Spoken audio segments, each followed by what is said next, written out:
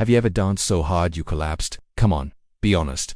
A woman began dancing uncontrollably in the streets. But several theories have been proposed. Generally, people who fell victim to the dancing plague were between 20 and 40 years old, though children and the elderly were not immune. But remember that in 1518, the Reformation was underway and Europe was a deeply religious place. If you're hoping for a rational response, you'll be disappointed. In a bizarre attempt to cure the afflicted, officials encouraged more dancing. They built stages, hired musicians, and even brought in professional dancers, hoping the dancers would dance it out of their systems. Imagine that. But this only made the situation worse. As historian John Waller puts it, quote, "The music and the encouragement of the crowd fueled the mania. It was as if the more people danced, the more they wanted to dance, and the dancing became crazier and wilder." And that's not exactly an accurate description of your average Saturday night. In fact, some historians argue that the veneration of St. Vitus may have played a role in the outbreak. In the end, there was nothing authorities could do but watch. As John Waller writes, quote, "They danced until their feet bled, collapsed from exhaustion or died of heart attacks and strokes.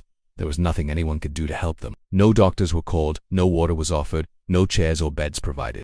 The dancers just kept going until they died." He was the patron saint of dancers and epileptics, and some scholars believe that people may have deliberately or unconsciously invoked his name during the dancing. A second theory is ergot poisoning. Check out our series on the weirdest events of the past. Thanks for watching. Ergotism is a disease caused by a hallucinogenic mold called ergot that grows on damp rye bread. Ergot contains chemicals similar to LSD, which can cause hallucinations and convulsions. It stands as a powerful example of how psychological, social, and possibly environmental factors can combine to produce extraordinary collective behavior. But while this may explain some aspects of the dancing plague, it's unlikely to account for the coordinated, rhythmic dancing scene as historian Jeffrey Shire puts it, quote, "It is difficult to imagine how so many people could have been simultaneously stricken with a disease in which the limbs move involuntarily in a regular rhythm. In fact, as far as we know, this has never happened before or since." Let's start with mass hysteria, otherwise known as mass psychogenic illness. This is the idea that the outbreak was a collective illness caused by psychological distress spread through social contagion. People may have unconsciously expressed their anxiety through the uncontrollable dancing.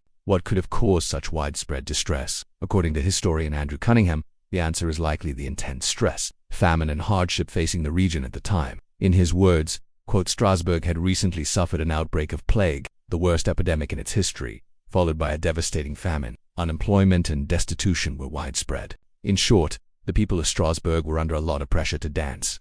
At first, nobody paid much attention. But within days, dozens had joined her, and soon between 50 and 400 people were caught up in the mania, dancing for days or even weeks without rest. Some accounts say people danced until they collapsed from exhaustion, suffered heart attacks or strokes, and even died. Well, if you have, I'm guessing yours is nowhere near as deadly as Frau Troff. In July 1518, in the city of Strasbourg, then part of the Holy Roman Empire and now in France, exactly what caused the dancing plague remains a mystery.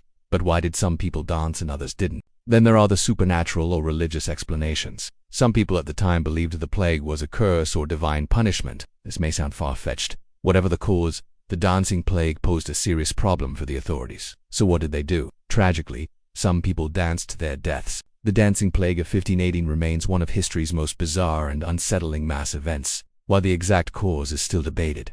If you enjoyed this episode and want to learn more about odd historical happenings,